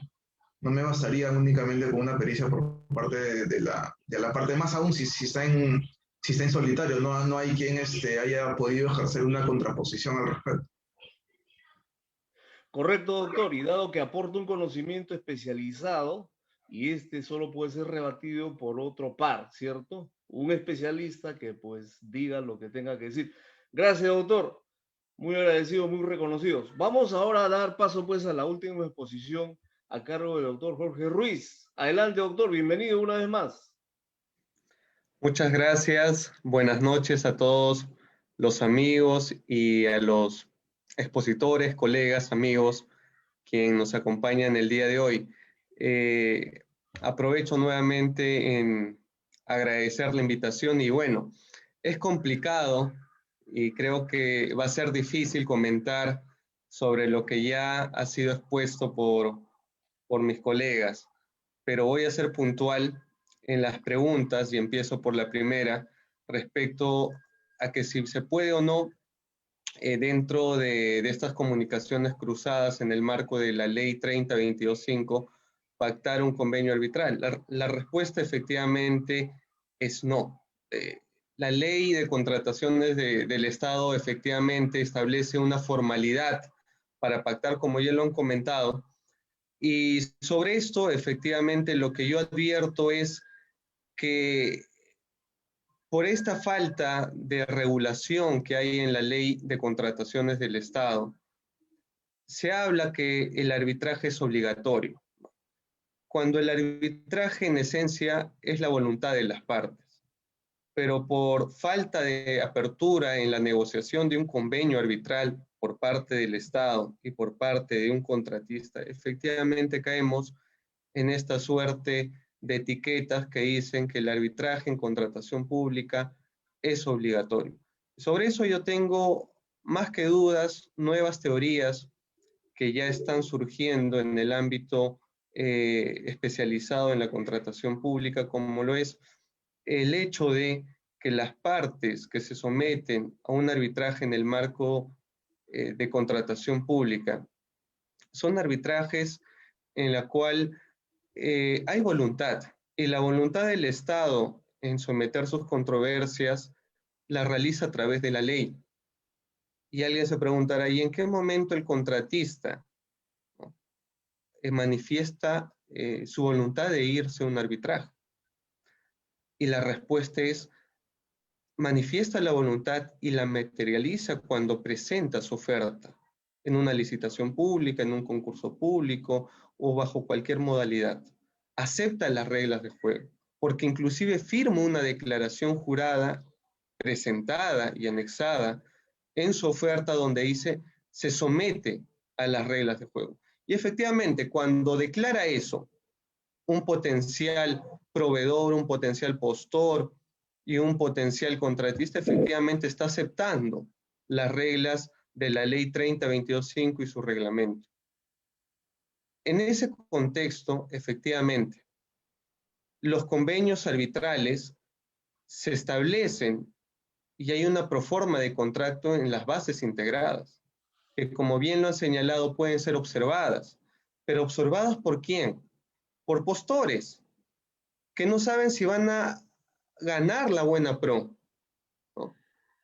Entonces, efectivamente pueden observar, pueden consultar las bases, pueden cuestionar la proforma del contrato respecto al convenio arbitral. Y hay opiniones del OCE al respecto, hay pronunciamientos que han sido materia de discusión, como el pronunciamiento 295-2019 OCE, de la Dirección de Riesgos. Entonces, ¿qué nos dice? ¿Cuál es la lectura?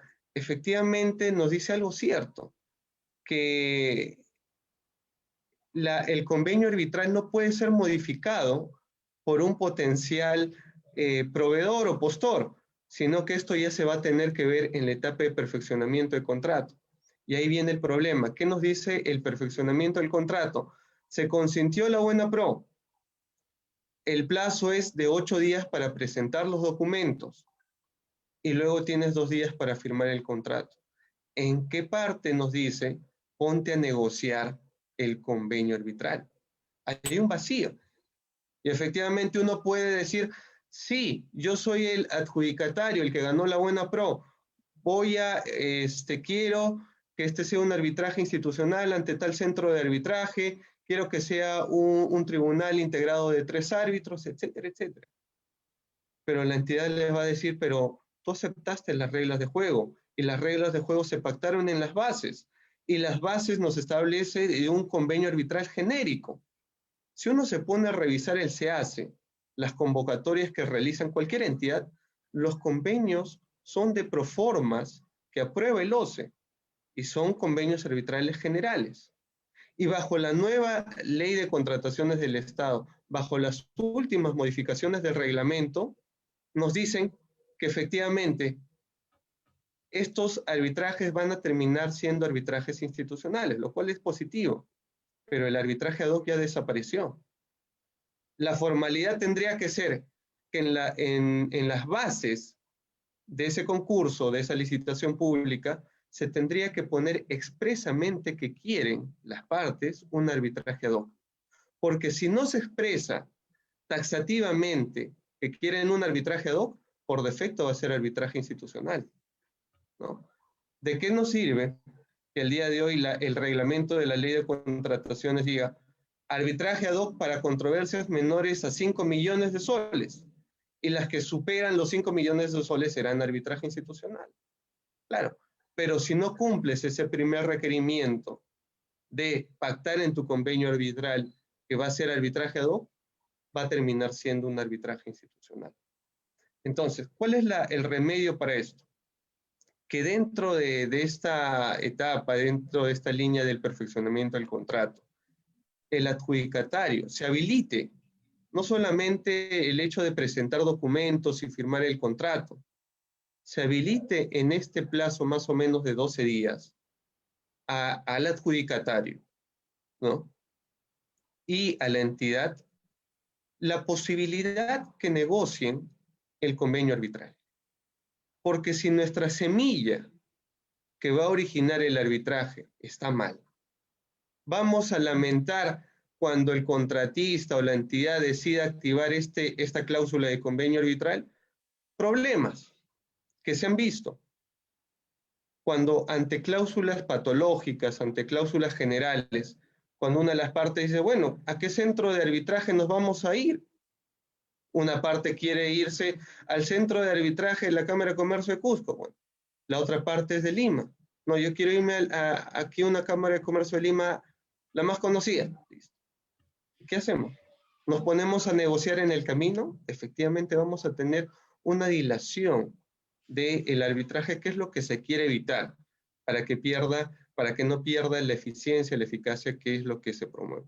Entonces, la respuesta efectivamente es no, como ya lo han señalado algunos colegas, y yo creo que si ya se está hablando de una reforma, de un grupo de trabajo que ya está viendo esta reforma de la ley de contratación pública en general, no estaría de más que enfocar en ese sentido esfuerzos para que ambas partes, tanto un proveedor como la entidad, un adjudicatario, se sienten los titulares efectivamente que han ganado a negociar el convenio arbitral.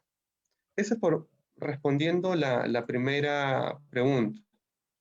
Ahora, respecto al decreto de urgencia el 20-2020, yo he tenido ya mis comentarios. Hay cosas buenas, hay cosas malas, hay cosas feas.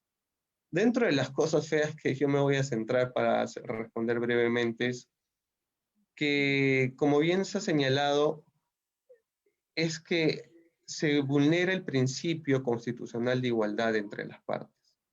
Lo que uno busca, ya sea en el Poder Judicial, ya sea en un arbitraje o en cualquier mecanismo de solución de controversias, es la igualdad de armas. Y no porque ese Estado debemos darle mayores beneficios.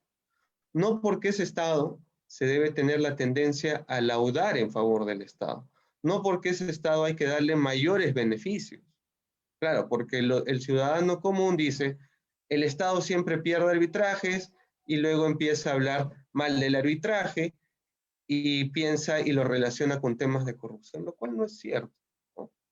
Y para que esto se rompa efectivamente, tiene que haber transparencia, que sí lo busca y sí lo promueve el decreto de urgencia el 20-2020. Pero de ahí a que darle beneficios, ¿no? Como lo han señalado mis colegas, innecesarios, para que el procurador tenga ventaja sobre el contratista en un arbitraje, me parece lamentable, ¿no? Creo que la cancha y un escenario debe ser igual para ambas partes. Ambas tienen que tener las mismas condiciones, las mismas oportunidades y las mismas herramientas legales para hacer valer sus derechos. Lo cual ya hay una muerte anunciada, ¿no? Dispuesta por la Comisión de Constitución y Reglamento. Y se ha hecho una sesión del 2020-2021 que busca un dictamen recaído en el decreto de urgencia el 20-2020 que busca modificar y que se derogue este decreto de urgencia, lo cual en posiciones no solamente de juristas, de académicos, es uniforme. Lo que se busca efectivamente es transparencia y no solamente equidad, sino también que no se vulnere el debido proceso en un arbitraje. Así que yo soy partidario también de, y me sumo a este dictamen para que se derogue este decreto de urgencia 20-2020. Si se puede aplicar medidas cautelares, a realizar control difuso, claro que sí. El arbitraje y la función que realiza un árbitro es jurisdicción, así que puede aplicar control difuso, y no solamente control difuso, sino control de convencionalidad. Primar la Constitución sobre una ley especial y sobre, más aún cuando un decreto de urgencia, pues, efectivamente genera este tipo de vulneraciones al debido proceso. Respecto a la tercera interrogante sobre la participación, intervención de organismos reguladores, yo soy de la línea de que si no te han invitado a la fiesta, forzar tu invitación mediante una ley, creo que afecta la naturaleza del arbitraje. Los invitados a la fiesta efectivamente son los que están en el convenio arbitral. Y las partes efectivamente no signatarias podrían tener una intervención, pero creo que el sentido de regular mediante una norma para que forzar la figura me parece negativo para el arbitraje. Sin embargo, creo que en aras de un contrato público, como sería una concesión, efectivamente hay un interés general que se debe tutelar, más allá de las formalidades que he comentado y que han comentado mis colegas.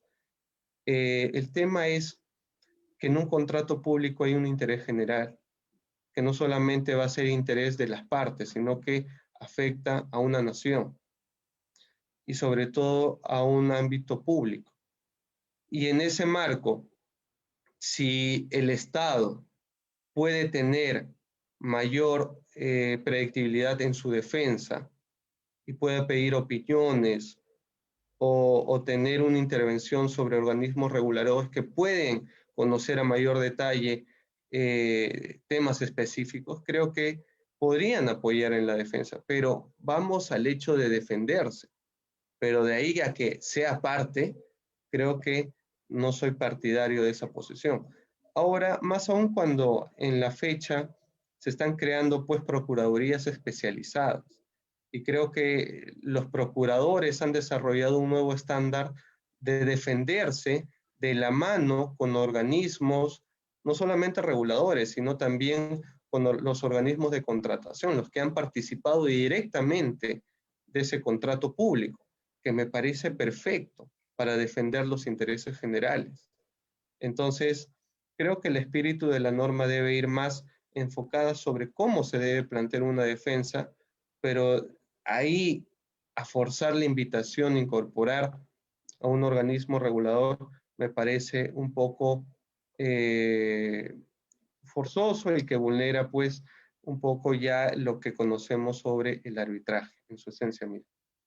Y finalmente, si se debe o no actuar una pericia de oficio, yo soy de una posición garantista y hay sentencias del Tribunal Constitucional que podríamos citar. Ahí cito uno que es la del expediente 3997-2013, en la cual efectivamente el Tribunal Constitucional señala que el derecho a probar no solo consiste en ofrecer medios probatorios, sino que el juzgador también implique que sean admitidos y que sean debidamente valorados. Las actuaciones arbitrales no son como las del Poder Judicial. Si bien hay comentarios de procesalistas que ven los plazos, la formalidad, en el arbitraje no se debe, creo yo, seguir esa lectura formalista, procesalista, sino hay un principio de flexibilidad. Pero claro, flexibilidad pues no nos va a llevar a que no se cierren las etapas. No quiero decir eso. Simplemente a un hecho puntual donde alguna de las partes quiere probar y mostrar documentación al tribunal arbitral, efectivamente, lo que creo que es saludable para un arbitraje y para un tribunal arbitral es que admita, ¿no? Pero la admisión efectivamente no quiere decir que le va a dar la razón, ¿no? Simplemente está tutelando un derecho constitucional del debido proceso, el derecho a ofrecer pruebas. Entonces, que se actúen pruebas y pericias dirimentes son importantes, porque la pericia de parte, efectivamente, pues, siempre hay un sesgo, ¿no? De un tribunal arbitral o de cualquier persona en general que dice, bueno, es tu pericia de parte, tú has tenido vínculos con el perito, así que la otra parte puede ofrecer otra pericia, y sobre eso, pues, el tribunal puede ofrecer una pericia dirimente, una pericia de oficio, para que un tercer perito efectivamente puede dar mayores luces, lo cual es positivo, porque un árbitro, así como un juez, está llamado a cumplir la finalidad de todo proceso. Y la finalidad de todo proceso es alcanzar la verdad, cosa que es complicado, es una labor muy titánica, pero creo que hay que hacer esfuerzos para llegar a la verdad. En un arbitraje como en un litigio, ambas partes te van a contar su historia, su verdad, pero el tribunal arbitral tiene que ser lo suficientemente sabio y diligente para buscar conocer y cómo pasaron los hechos y dar al César lo que es del César y a las partes lo que les corresponde. Y esto efectivamente se logra no solamente invocando un derecho, el derecho hay que probarlo. Y el lenguaje de un proceso es el lenguaje de las pruebas. Así que yo estoy siempre a favor de admitir las pruebas y actuar pruebas de oficio. Creo que es una labor bajo el principio de que el juez conoce el derecho, pero también los árbitros deben conocerlo, y no solamente conocerlo, sino aplicarlo. Eso sería los comentarios, y quedo sujeto a cualquier consulta. Muchas gracias. Gracias, doctor. Esto último que señala, y lo anterior obviamente, interesante. Dice usted llegar al conocimiento de la verdad. Y bueno, solo faltaría precisar que la verdad es la que existe dentro del proceso arbitral. ¿Correcto? Entonces, siendo así, hay algunas preguntas, una muy concreta, dos en realidad.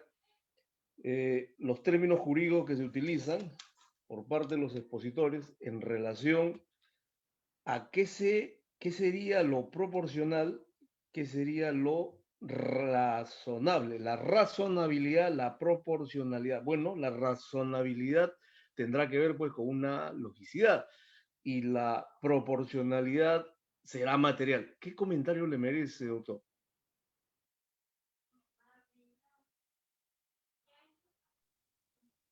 Creo que la razonabilidad y la proporcionalidad son la guía de toda actuación en el arbitraje. Es decir, si perdemos esta línea, efectivamente va a haber interpretaciones que tengan sesgos respecto a cualquier actuación arbitral. Creo que un tribunal arbitral, y así como las partes en todas sus actuaciones, tienen que ser razonables y aplicar en cada decisión la proporcionalidad de las medidas. Y sobre lo que puede decirnos alguna ley, algún artículo, siempre hay que acudir a los principios, porque son estos las guías, las fuentes que van a generar pues interpretaciones que no sean extensivas, sino que sean garantistas para la conducción de un arbitraje de manera eficiente. Muchas gracias, doctor. Entonces, antes de terminar, vamos a dar paso pues a las palabras finales de cada expositor a modo de despedida, y si tiene a bien algún comentario, también será bienvenido. Adelante, doctora Valeria Levarián.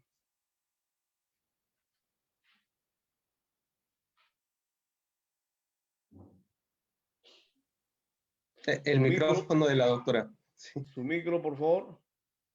Segundo, ahora sí, me van a disculpar. De hecho, magnífico tiempo de compartir posiciones. En líneas generales, todos hemos coincidido en una línea, la línea de la garantía, en la línea del respeto al proceso, al debido proceso, al igual derecho de las partes a manejar el arbitraje como lo que es una jurisdicción, dotarlo de la fuerza suficiente para que en él se dicte justicia adecuada, justicia transparente, donde ambas partes puedan hacer valer no solo sus derechos, sino llegar a la verdad. Me ha encantado esta frase y me la voy a copiar para una de las defensas, este tema del lenguaje, de un proceso es el lenguaje de las pruebas. Hace poco participé en un conversatorio también donde la clave del asunto, la vedette, era la prueba, y realmente posiciones específicas de caso por caso que nos iban llevando a análisis donde se va rompiendo el equilibrio hacia un lado o hacia el otro. La verdad es que me ha parecido fascinante, y agradecerles a todos ustedes. De hecho, me he quedado con un par de cosas para seguir analizando, y esto nos enriquece a todos. Les agradezco por ello. Gracias, doctora. Muy bien, las palabras entonces ahora del doctor Rieder Vera. Adelante, doctor. Coincido totalmente con Valeria, muy interesante poder compartir esta comparación pues, con los colegas. Agradecido nuevamente con el colegio con la Cámara de Comercio del Perú, a ti, Lorenzo, por la moderación de la mesa. Y me pareció, y quisiera hacer una reflexión respecto a la intervención de Jorge, cuando proponía que el convenio arbitral se pueda renegociar o se pueda negociar con los adjudicadores o con el postor adjudicado. Y esto es importante porque, a ver, de acuerdo a la actual normativa, si es que no se pacta una institución arbitral específica, los contratistas van a cualquier institución arbitral. Ahora, de otro lado tenemos el RENACE, que está a cargo del Ministerio de Justicia. Pero lamentablemente el RENACE no hace más que un registro, un listado de centros de arbitraje. Ahora, la modalidad actual, ¿cómo está afectando a las entidades? Y eso es un caso que me consultaron hace poco, un amigo que trabaja en una entidad. Y resulta que la entidad está muy lejos, no voy a decir dónde, está muy lejos, y el contratista está, por ejemplo, en Lima. Al no existir una certeza en la norma de a qué centro de arbitraje ir, el contratista ha ido a uno, pues, dice que es un centro de arbitraje porque está registrado en RENACE, pero nada más, nadie más lo conoce. Y resulta que se han emitido hasta 3 medidas cautelares con reto de emergencia, y luego se designan a árbitros únicos que no pertenecen al registro de OCE. Y yo digo, ¿y quién supervisa esto? ¿Quién sanciona esto? Entonces, lamentablemente la actual regulación y el no permitir que por ejemplo, a ver, si hay un contrato en la proforma que no establece un convenio arbitral o establece una ad hoc cuando no es ad hoc, debe ser institucional, si no se permite que un contratista que está bien asesorado, por ejemplo, modifique el convenio y señale que se vaya a Cámara, que se lleve a Católica, centros conocidos y de prestigio, lo que está ocurriendo en la práctica es que algunos contratistas van a centros de arbitraje desconocidos y que solamente están en el RENACE porque están registrados, pero nadie los supervisa, y están designando árbitros que no están en el registro 12, como árbitros únicos. Y están sacando medidas cautelares con árbitro de emergencia, la verdad que son descabelladas. Y esto pues es una reflexión a raíz de lo que señalaba Jorge, que creo que sería muy interesante que se le permita al contratista adjudicado modificar esta cláusula, negociarla y en realidad poder establecer un centro de arbitraje que tenga todas las seguridades para el mismo Estado, ¿no? Y para el contratista. Sin más, muchísimas gracias y también a los que nos están viendo ahora mismo por las redes, muchísimas gracias por su tiempo. Gracias a los panelistas, muy buenas noches. Tu audio está apagado, Lorenzo. Gracias, doctor. Muy amable. El doctor Carlos Álvarez, sus comentarios finales. Adelante. De verdad, te agradezco bastante la oportunidad de tocar temas tan importantes y tan trascendentales como los que ha puesto este panel. Y sin lugar a dudas han quedado, creo yo, más preguntas que respuestas, dado cuenta de la pluralidad de argumentos que existen entre cada uno de los que han podido participar junto a mi persona como copanelistas en este panel. Reflexiones sobre el arbitraje. El arbitraje es un muy buen mecanismo de solución de controversias. Cuando se pensó incorporar el arbitraje para solucionar controversias con el Estado, se presentó como una vía de celeridad, de transparencia, de eficiencia y que permitía la igualdad de tratos, permitía una solución técnica a controversias de carácter técnico o especializado.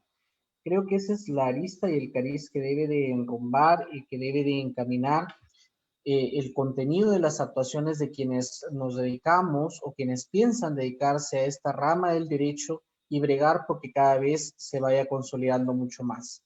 Eventos como este, sin duda alguna, permiten esto y encantado justamente de poder contribuir con un pequeño grano de arena a esta discusión tan grande que abarca pues al mundo arbitral.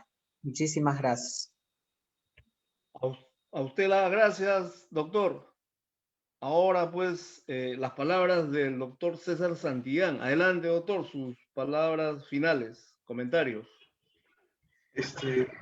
Gracias, muy agradecido por la oportunidad, por esta ocasión, por haber dejado explayar mis ideas, mis concepciones, ¿no? Y sin duda esta confrontación, no digamos confrontación, sino esta exposición de ideas, ¿no? Permite que la institución del arbitraje sea más enriquecedora, y se ve que ha sido una buena exposición cuando surgen muchas más preguntas de las respuestas que hubo, como lo señaló mi colega que me precedió. Y en ese sentido, ¿no? Aportar toda la experiencia, gracias por haberme permitido aportar toda la experiencia que tengo, todos los conocimientos que he podido adquirir y nuevamente gracias por la oportunidad prestada. Gracias. Gracias, doctor. Antes de dar paso al doctor Jorge Ruiz, bueno, efectivamente este espacio aspira a ser académico, aspira a tener una posibilidad de reflexión y creo a eso aportamos por parte de los expositores con ese conocimiento, con esa experiencia que trae y con ese compartir de conocimientos que, bueno, ahora se hacen incluso que sean compartidos con un público general. Otros colegas, abogados, otros colegas, estudiantes que se forman como abogados, árbitros, población que puede compartir este debate, estas exposiciones, esta deliberación. Entonces, muy complacido de sus exposiciones. Adelante, doctor Jorge Ruiz. Bueno, gracias. Solamente reiterar mi agradecimiento con la invitación y saludo la labor pues de difusión de la cultura arbitral, que es lo que hace falta en nuestro país. Es importante hacer estos eventos y sobre todo me he divertido con todos los doctores que me han precedido. He aprendido siempre, aprendo y recojo nuevas experiencias. Y en arbitraje en contratación pública creo que nos toca defender desde todos los sectores al arbitraje. Hay muchas personas que tienen sesgos, miedos sobre algunos temas de corrupción que han salido a la luz, pero creo que el arbitraje ha dado una respuesta y está dando una respuesta sobre transparencia, sobre temas de regulación de los centros de arbitraje, que hay un trabajo pendiente de RENACE y también de los organismos reguladores, porque como bien señalaba Reider, efectivamente, ¿quién controla y supervisa cuando alguien quiere aperturar un centro de arbitraje? Basta constituir, poner sus 4 sillas, una mesa y listo. Y efectivamente no puede ser los centros de arbitraje. ¿Quieres conocer a un buen centro de arbitraje? Dime qué árbitros tienes en su nómina. Y sobre todo, cuando quieres conocer un árbitro, lee su laudo y efectivamente esa información, ese récord arbitral es importante en los centros de arbitraje, pero la labor no va a ser posible si no están buenos árbitros y designar a los árbitros efectivamente parte de las partes.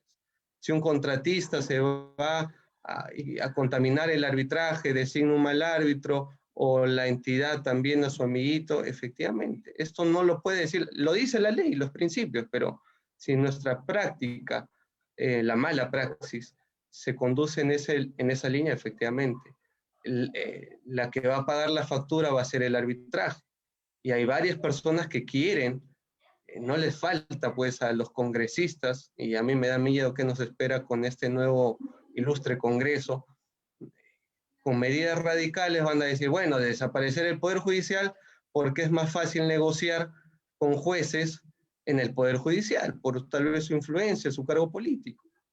Entonces, hay que defender al arbitraje porque más aún hay generaciones jóvenes que, digamos, hace poco, hoy día, han clasificado en un MUT de Madrid 2 universidades peruanas a la final. Mañana se va a ver la final de la Universidad de San Marcos versus la Universidad del UPC, lo cual nos dice el Perú está dando una talla internacional que hay que cuidar y la tarea es de todos, no solamente de los árbitros, de los centros de arbitraje, de los abogados, de los procuradores, etc.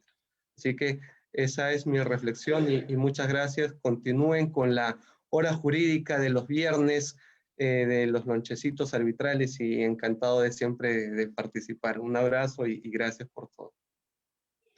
Muy bien, entonces esta ha sido pues esta jornada académica que corresponde a este día viernes 16 de abril.